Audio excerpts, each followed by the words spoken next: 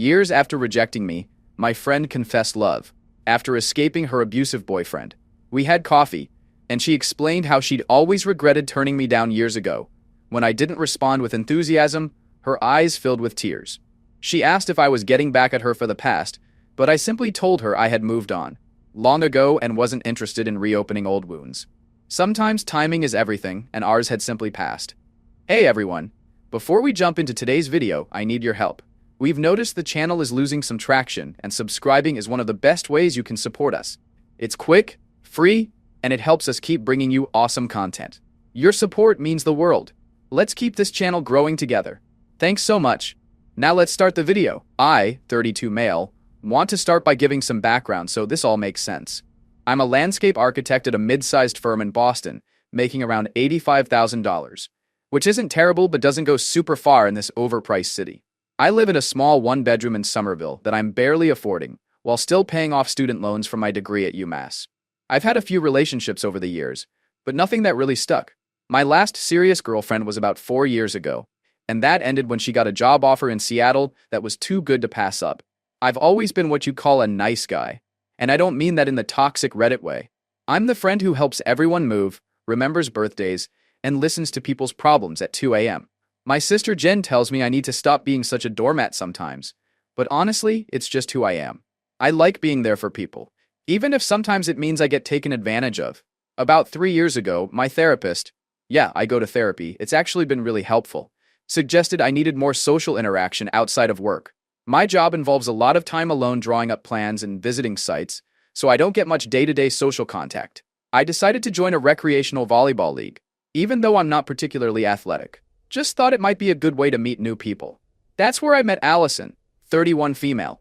From the moment I laid eyes on her, I was smitten. She wasn't just physically attractive, she had this magnetic energy that drew everyone in. She taught English at a private high school, making around $65,000 from what she mentioned once.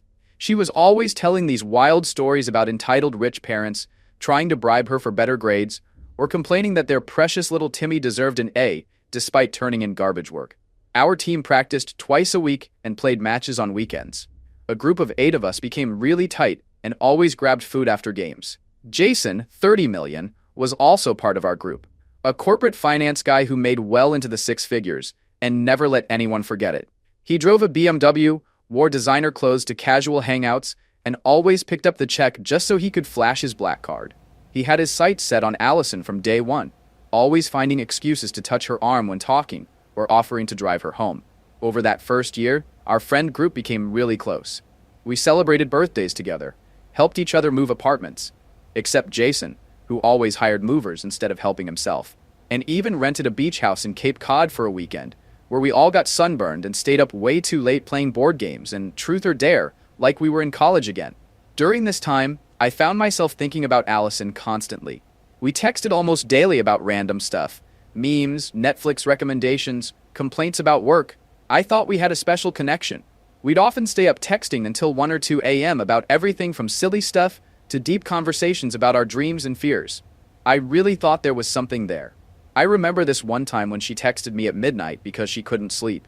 We ended up having this 3-hour conversation about our childhoods, our parents' divorces, turns out we both came from broken homes, and our fears about repeating their mistakes. I felt like I knew her on a level that nobody else in our friend group did. She told me things she claimed she'd never told anyone else, like how she still blamed herself for her parents' split even though she was only 10 when it happened. I opened up to her about my own insecurities too, stuff I rarely talk about with anyone. Looking back, I wonder if she was just collecting ammunition to use against me later. But at the time, it felt real. It felt like we were building something meaningful. After knowing Allison for about 1.5 years, I finally worked up the courage to tell her how I felt. This wasn't easy for me. I've always struggled with putting myself out there after being rejected a bunch in high school and college. The thought of ruining our friendship kept me awake for several nights, but I figured it was worth the risk. One evening after practice, I asked Allison if she wanted to grab coffee, just the 2 of us. We went to this hipster coffee shop near the gym. I still remember everything about that moment, how my hands were sweating so much I could barely hold my mug, the way she twirled her hair while I was talking, the indie music playing just loud enough to be annoying. I told Allison that I had feelings for her beyond friendship, and I wanted to know if she'd go on a real date with me. Allison stared at her latte for what felt like forever before responding. She gave me the classic "I really value our friendship" speech, and said she wasn't looking to date anyone because she was focusing on her career and considering a PhD program. She hit me with every cliche in the book except, "It's not you, it's me." I tried to play it cool, saying I understood completely and hoped we could still be friends. She seemed relieved and immediately started chatting about some drama with her students, as if I hadn't just laid my heart on the line. I sat there nodding and smiling, feeling like an idiot while she went on about how some kid had tried to plagiarize an essay from SparkNotes. The whole time I just wanted the floor to open up and swallow me. That night I went home and played Call of Duty until 3 a.m. to distract myself from the rejection. But I respected her decision. Over the next few weeks I made sure to act normal around her. We continued with our usual volleyball practices and group hangouts. Gradually I started to accept the friend zone and focused on moving forward. She didn't make it easy though. After turning me down, she actually seemed to text me more often. Late night check-ins, inside jokes, asking for my opinion on everything. Once she even called me crying because she got a flat tire and needed help. I drove 30 minutes to change it for her, and she hugged me for what felt like an eternity, telling me I was the best and she was so lucky to have me in her life. Mixed signals much? Then, less than 2 months after turning me down with her not looking to date bullshit, Allison shows up at our Friday night hangout holding hands with Jason. I nearly choked on my soda. Everyone else was all excited for them, offering congratulations while I sat there trying not to show how gutted I was. It wasn't just that she was dating someone else. It was the blatant lie about focusing on her career and not wanting to date. Seeing them together made it crystal clear that her rejection wasn't about timing or priorities. She just wasn't into me. I was good enough to listen to her problems at 1 a.m., but not good enough to date. The worst part was when Jason put his arm around her and kissed her temple. She made direct eye contact with me across the table. There was this weird little smile on her face that I couldn't read. Was it apologetic? Smug? Embarrassed? I'll never know for sure. But my gut tells me she was gauging my reaction, watching to see if I was hurt. Something inside me just clicked off that night. The feelings I had for Allison disappeared. Not because I was bitter, okay, maybe a little, but because I realized I'd been played.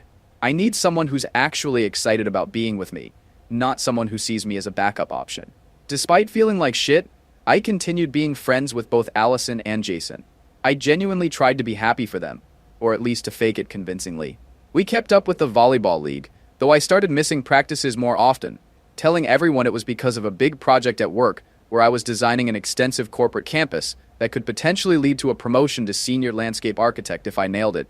The truth was, I couldn't stand seeing them together. All the PDA, the baby talk, the way she'd sit on his lap during our hangouts. It was like she was deliberately turning up the affection when I was around. Our mutual friends started giving me sympathetic looks, which was almost worse than the couple's behavior. I hated feeling like the pathetic guy pining after a girl who chose someone else. Allison and I still texted occasionally, but the frequency dropped significantly. The weird thing was, she became super close with my sister Jen, who had moved to Boston after her divorce.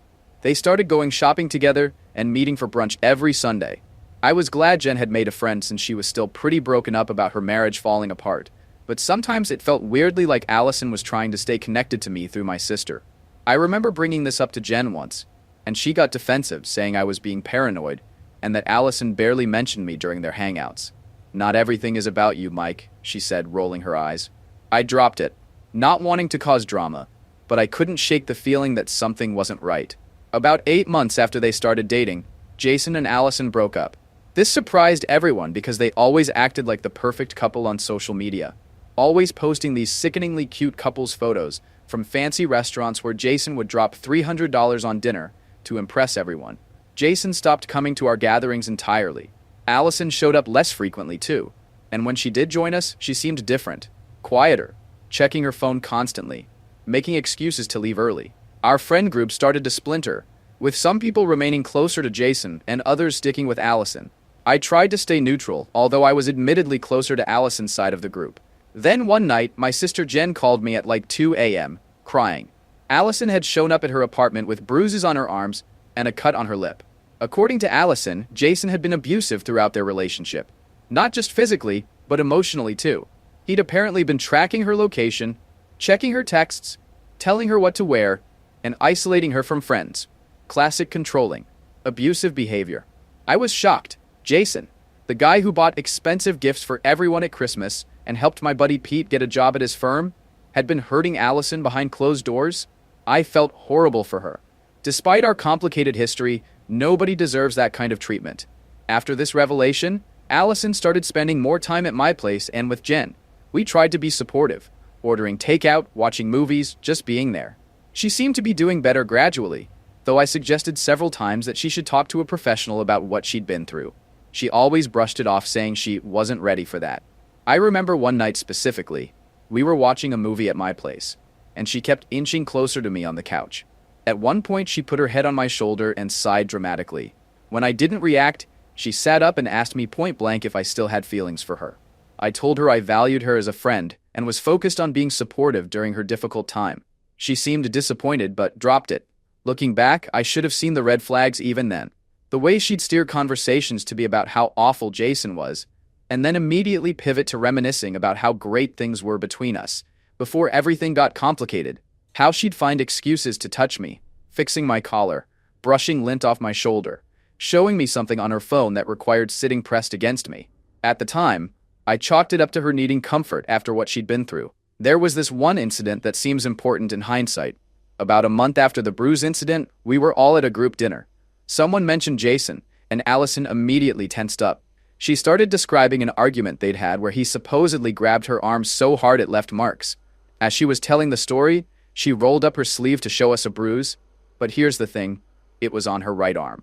I distinctly remembered that when she came to Jen's apartment that night, the bruises were on her left arm. When I mentioned this, not accusingly, just confused, she got flustered and said there had been bruises all over, and I must be misremembering. Maybe I was, but combined with other inconsistencies I started noticing, it planted the first seed of doubt. 3 weeks later, Allison texted asking if she could come over because she needed to talk to someone who understands. I ordered Thai food when she arrived. We talked about random stuff at first, a new season of Stranger Things, volleyball drama, her students' ridiculous excuses for late homework. My apartment is small as hell. The kitchen is barely big enough for one person. We were standing there, laughing about something stupid, when Allison suddenly leaned in and kissed me. Not a quick peck either. A full-on intense kiss. After about 10 seconds, I pulled away, making some dumb joke about being caught off guard. Allison laughed it off too, saying, "Whoops, guess I got carried away." She left shortly after, claiming she had to grade papers. That night, I couldn't sleep. The kiss had stirred up old feelings, but something felt off about it. It seemed calculated, like she had been waiting for the perfect moment. I also couldn't reconcile the idea of someone who was supposedly still traumatized from an abusive relationship suddenly being ready for romantic involvement. I decided to keep my guard up. The next morning, Allison showed up at my door unannounced, looking like she'd been crying all night. Her eyes were puffy and red, and she asked if we could talk. Sitting on my couch, she dropped the bomb that she'd been in love with me all along and had made the biggest mistake of her life by rejecting me. She wanted us to finally be together, like we were always meant to be. Then came the real manipulative shit. Allison claimed that when Jason first asked her out, she actually said no to him too, but he wouldn't take no for an answer. Sending flowers to her school, showing up at her apartment with expensive gifts, basically love-bombing her until she finally gave in. According to her, if Jason had have been so persistent, she and I would have naturally ended up together, because she was just scared of her feelings. When I first asked her out, as she talked, I started noticing things that didn't add up, like how she mentioned being scared of ruining our friendship, the exact words I had used when I confessed my feelings to her, or how she kept touching my arm and looking up at me with these sad puppy eyes that seemed practiced. The whole thing felt rehearsed, like she'd planned exactly what to say to push my buttons. She had this whole narrative prepared about how she'd realized during her relationship with Jason that she was comparing him to me constantly. "He was never as kind as you," she said. "Never as thoughtful. I'd get upset about something, and he'd tell me I was being dramatic, whereas you always listened." She claimed she'd even written my name in her journal repeatedly during her relationship with Jason, which, if true, was more creepy than flattering. When she finished her speech, I told her that while I cared about her as a friend, I just didn't have those romantic feelings anymore. The thought of dating her didn't excite me the way it once had. Allison's face instantly changed. The tears stopped flowing like someone had turned off a faucet, and she asked point blank if I was rejecting her to get revenge for her turning me down before. I assured her that wasn't the case, though privately I recognized that her initial rejection and subsequent lying had fundamentally changed how I saw her. My feelings had died when I realized she didn't see me as a first choice, and they weren't coming back. It wasn't about revenge. I just couldn't manufacture feelings that weren't there. Allison stormed out of my apartment, slamming the door behind her. That night, Jen called me, absolutely livid that I had rejected Allison. She said I was being cruel, and that Allison was my perfect match, and I was just being petty and vindictive. Jen insisted that Allison had been manipulated by Jason, calling him a textbook narcissist, and now I was punishing Allison for something that wasn't her fault. I was stunned by my sister's reaction. It was like Allison had completely brainwashed her. I tried to explain my side, but Jen wasn't having it. She actually hung up on me, something she hadn't done since we were teenagers. The next day, Allison sent a long text saying she needed time and space and suggested we should stop seeing each other completely. The audacity pissed me off, because when she rejected me years ago, I made the effort to preserve our friendship despite feeling like shit. I still valued her as a friend and hoped we could eventually return to that, but it seemed like with Allison, it was her way or nothing. I decided to respect her request for space, partly because I thought it might be good for both of us to cool off, and partly because I was pretty fed up with the drama. I threw myself into work, spending late nights at the office finishing designs for the corporate campus project. I also started going to a different gym, and even tried out a new volleyball league across town, just to avoid any awkward run-ins. For about 2 weeks, things were quiet. No texts from Allison, no mention of her from mutual friends. I started to think maybe this whole mess was finally behind me. Boy, was I wrong. Things got even more complicated a week later. After a friend's housewarming party, where I'd had a few too many sodas, I'm a lightweight when it comes to sugar, embarrassingly enough, I came home to find Allison waiting in the lobby of my building. She somehow convinced the doorman to let her wait inside. She looked amazing, hair done, wearing this dress I'd once mentioned I liked, subtle makeup that highlighted her eyes. I was tired enough to not want to argue, so I let her come up, and we ended up talking for hours like old times. My guard was down, and when she kissed me again in my kitchen, I didn't stop her. Yeah, I fucked up. Allison spent the night. The morning after was awkward as hell. I woke up first, immediately regretting what had happened. I went out to get coffee, partly to clear my head and partly to delay the inevitable conversation. When I returned, Allison was just getting out of the shower, wearing my t-shirt, looking all domestic like she belonged there. After some small talk, Allison started talking about us and our future together. She had already planned our next few dates and talked about meeting her parents at Christmas, 2 months away.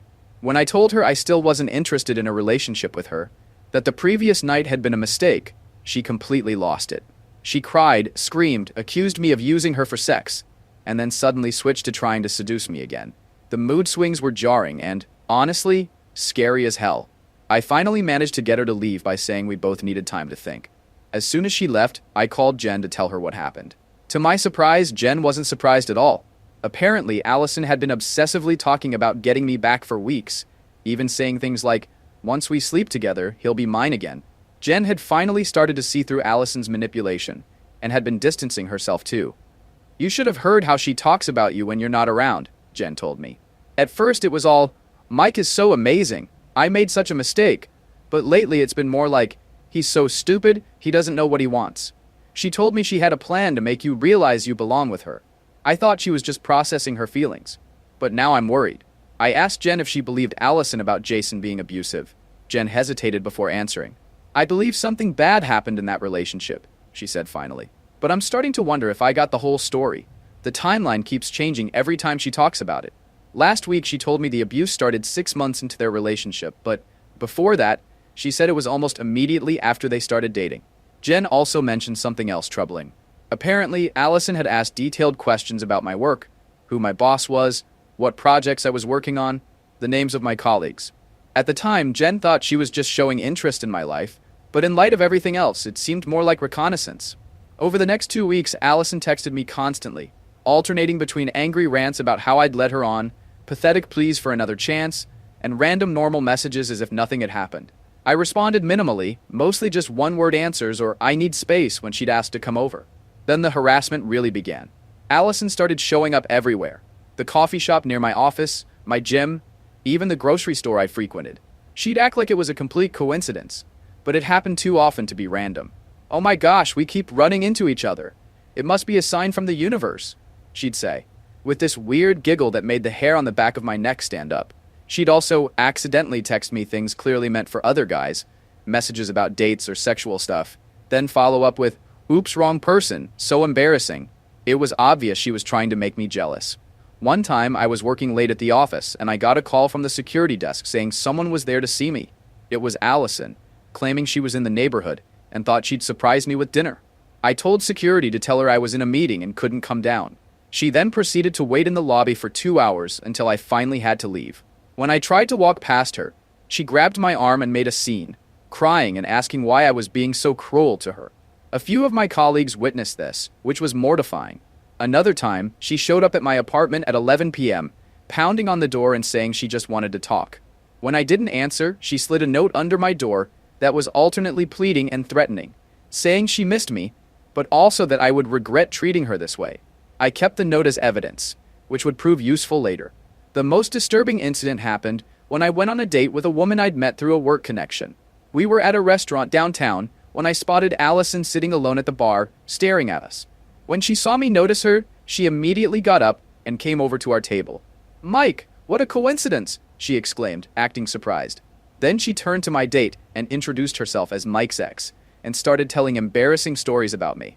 I was mortified and tried to end the conversation quickly, but the damage was done. My date texted me the next day saying she didn't want to get involved in complicated situations. This pattern continued for several weeks. I started documenting every interaction, saving texts, and even taking photos when I'd spot her following me. I was genuinely starting to fear for my safety. Around this time, I'd been working closely with a new urban planner at my firm named Megan. She was brilliant at her job, down to earth, and we clicked immediately. After collaborating on a major city park renovation project, I asked her out for dinner. Our first date was incredible. Easy conversation, similar interests, and none of the game playing I'd experienced with Allison. Things progressed naturally with Megan, and soon we were officially dating. What stood out most about my relationship with Megan was how drama-free it was. We had disagreements, sure, but we talked about them like adults. There were no mind games, no emotional manipulation, no bizarre tests of loyalty. Just two people who enjoyed each other's company and communicated openly. It was refreshing after the tornado. That was Allison. I was careful not to post anything about Megan on social media, but word travels fast in small social circles. Somehow, Allison found out. My guess is she saw a photo on my Instagram where Megan was tagged. What happened next showed her true colors completely. On a Monday morning, I was called into my boss's office. He looked uncomfortable and slid a printed email across his desk to me. "We received this on Friday," he said. "HR is getting involved, but I wanted to talk to you first." The email was from an anonymous account claiming to be a former job applicant who I had interviewed. It alleged that I had made inappropriate sexual comments during the interview and then tried to pressure her into meeting for drinks to discuss the position further. The email included personal details about me, my role at the company, what I looked like, even which projects I'd been working on, to make it seem credible. I was blindsided. Not only had I never done anything remotely like what was described, but I rarely even conducted interviews. That was mainly the HR department's job. I immediately told my boss this was completely false, and I had no idea where it came from. Thankfully, my boss knew me well enough to be skeptical of the claims. "This doesn't sound like you," he said, "but we have to investigate it. You'll need to meet with HR tomorrow." As I left his office in a daze, I got a text from Allison. "Having a bad day? Maybe you should reconsider who you're dating. I'm still here for you if you need me." That's when it clicked. The timing, the personal details that only someone who knew me would have. The fact that she texted me right after my meeting. Allison had sent the email. I immediately went to HR myself and told them everything about Allison's obsessive behavior, the stalking, and why I believed she was behind the false accusations. I showed them the increasingly erratic texts she'd been sending me. They listened sympathetically and promised to consider this context in their investigation. That night, Megan came over to my place for dinner. I decided to be completely honest with her about what was happening with Allison. I was terrified she'd decide I was too much drama and walk away, but instead, she was incredibly supportive. "This woman sounds unhinged," Megan said. "Have you considered getting a restraining order?" The next day, the HR investigation continued. They interviewed several colleagues who confirmed I rarely conducted interviews. They also found that no one matching the description in the email had applied for a job in our department in the past 6 months. By the end of the day, they concluded the complaint was likely fraudulent. My boss called me into his office again. "We're dismissing the complaint," he said. "But I have to ask, do you have any idea who might have sent this?" I took a deep breath and told him everything about Allison. He was understanding and offered the company's legal support if I needed it. Document everything, he advised, and consider legal action if it continues. But Allison wasn't done. The next day, she somehow got Megan's work email and sent her a long message detailing all the ways I was supposedly emotionally abusive and manipulative. She claimed I had led her on for years, slept with her multiple times while seeing other women, and had a history of love-bombing women and then discarding them. She even attached screenshots of our text conversations that had been selectively edited to make me look bad. Megan, to her credit, showed me the email immediately. I almost laughed when I read it, she said. This doesn't sound anything like the person I know. Still, it was disturbing to see how far Allison was willing to go to sabotage my life. That night, I did something I'm not particularly proud of, but fuck it. She tried to get me fired and ruin my new relationship. I compiled all the evidence of Allison's harassment and manipulation. The texts, emails, security footage from my building showing her multiple unannounced visits, and the fake harassment claim. Then I sent it to our entire mutual friend group in one mass email with the subject line, "The Truth About Allison." In the email, I explained everything that had happened, from her rejection to the recent false accusations against me at work. I didn't embellish or exaggerate. The facts were damning enough on their own. I ended the email saying I wasn't looking for people to take sides, but I wanted everyone to know the truth about what had been happening. I also included testimony from 2 other guys in our extended social circle who reached out after hearing what happened to me. Turns out Allison had pulled similar stunts with them, dating them briefly, then becoming obsessive, then vindictive when rejected. Neither had ever said anything because they felt embarrassed and didn't think anyone would believe them. The response was immediate. Friends who had been distant since the drama began reached out to apologize for believing Allison's version of events. Several people forwarded me disturbing messages she'd sent them about me, trying to poison my reputation behind my back. One friend, Sarah, sent me screenshots of messages where Allison had claimed I was stalking her, showing up at her workplace, and sending threatening texts. The timestamps on these messages were from times when I was provably elsewhere, at work meetings or even out of town on a site visit. Allison had been constructing an elaborate alternate reality where she was the victim and I was the unstable one. Even Jason contacted me, saying he'd never been abusive. They had broken up because he caught her cheating, and when he confronted her, she threatened to tell everyone he had hit her if he revealed the cheating. He had text evidence backing this up, including a conversation where she explicitly threatened him. "If you tell anyone about Brad, I'll tell everyone you've been hitting me. Who do you think they'll believe?" Jason also revealed something that made my blood run cold. According to him, Allison had been obsessed with me even while they were dating. He'd found a journal where she wrote extensively about me, including entries about how she was going to make me pay for moving on after she rejected me. There were also detailed fantasies about us being together that Jason described as disturbing in their intensity. This had been a major source of arguments in their relationship. "I should have warned you," Jason said when we met for coffee a few days later. "But I was so messed up after how things ended with her, I just wanted to put it all behind me. I never thought she'd go this far with you." I asked him point blank if he'd ever been physical with her. He looked me straight in the eye and said no. She'd pick fights constantly, follow me around the apartment screaming, even throw things sometimes. But I never ever hit her or grabbed her. The bruises she showed people? I have no idea where those came from, but they weren't from me. I believed him. The Jason I'd known for years might have been a bit of a show-off, but he'd never shown any violent tendencies. Plus, his story aligned with the inconsistencies I'd noticed in Allison's accounts. The final blow came when Allison's school got wind of her behavior. One of our mutual friends was a parent of a student at her school and had shown the principal my email out of concern. The school placed Allison on administrative leave pending an investigation, as they couldn't have someone so unstable teaching teenagers. 3 weeks later, I received a desperate email from Allison.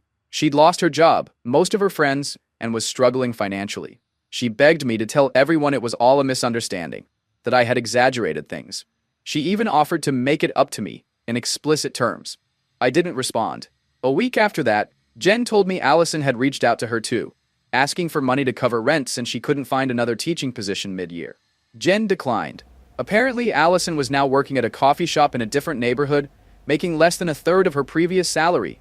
In her message to Jen, Allison blamed me for ruining her life and said she was considering legal action against me for defamation. Jen asked if I was worried about this, but my lawyer assured me that truth is an absolute defense against defamation claims, and I had plenty of evidence to back up everything I'd said. The most disturbing development came when Megan was leaving work one evening and found her car vandalized. Deep scratches all along the driver's side, and a note on the windshield that said, "He'll hurt you too." There was no proof it was Allison, but the timing was suspicious. We filed a police report and added it to the growing file of evidence for the restraining order I was now actively pursuing. As for me, things with Megan are going great 6 months later. We moved in together last month, and I've never been in a healthier relationship. My career is thriving too. I got that senior landscape architect promotion and a $15,000 raise. My friend circle is smaller now, but full of people I truly trust. The restraining order against Allison was granted after a judge reviewed all the evidence, including the workplace harassment, the stalking incidents, and the suspected car vandalism. She's legally required to stay at least 500 feet away from me, my home, and my workplace. She's also prohibited from contacting me or Megan in any way, directly or through third parties. I still get the occasional email from a new address I don't recognize, with no text in the body, just a way of letting me know she's still out there, still thinking about me. My lawyer says this technically violates the restraining order, but it's hard to prove it's definitely her. So I just document each one and try not to let it get to me. Looking back, I don't regret exposing Allison. Some might say it was harsh, but when someone tries to destroy your reputation and career with lies, they deserve whatever karma brings them.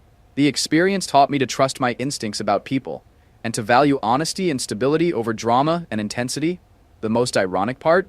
If Allison had just been honest from the beginning, if she'd simply said she wasn't interested in me instead of lying about focusing on her career, we probably could have remained friends, and none of this would have happened. Her manipulation was the real relationship killer, not my rejection. Some of our mutual friends have tried to convince me to forgive her, saying she clearly has mental health issues and needs help, not punishment. I understand that perspective, but I also believe that mental health issues explain behavior, but don't excuse it. She made calculated decisions to try to destroy my career and relationship. Those weren't impulsive actions. They were premeditated attempts to hurt me because she couldn't control me. I've spent a lot of time in therapy working through this whole experience. My therapist helped me see that I wasn't responsible for Allison's actions or her well-being. For a while, I carried this weird guilt. Like maybe if I had just given her another chance, all of this could have been avoided. But that's exactly the kind of thinking that manipulative people want you to have. They want you to feel responsible for their happiness. So that's my story. Still can't believe I dodged that bullet. Sometimes the person you think is the one that got away is actually the one you should run from. Update. Allison emailed me again yesterday. She's moving back to her hometown in Ohio to live with her parents. She apologized for everything, claiming therapy has helped her recognize her behaviors. Too little, too late. I wish her well from a distance. A very, very far distance. A few people have asked about Megan and how she handled all this drama so early in our relationship. Honestly, she's been incredible. Instead of running for the hills, which would have been totally understandable, she stood by me through all of it. She even came with me to the restraining order hearing for moral support. We've talked a lot about how this experience actually fast-tracked our relationship in some ways.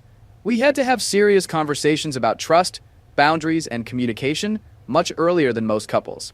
Last week, we were having dinner when Megan brought up the whole Allison situation. She said something that really stuck with me. You know, in a weird way, I'm almost grateful to her. If she hadn't gone nuclear, we might have just had a casual work relationship for years without realizing what we could have together. Leave it to Megan to find the silver lining in this whole mess. As for Jason, he and I have cautiously rebuilt a friendship. We grab beers occasionally and have both apologized for believing the worst about each other. He's dating someone new now, a lawyer he met through work who seems really great. We've even done a couple of double dates with him and his girlfriend, which would have been unimaginable a year ago. I guess the lesson in all this is to trust your gut when something feels off about a person or situation. I ignored so many red flags with Allison because I was flattered by her attention, and later because I felt sorry for her. Never again.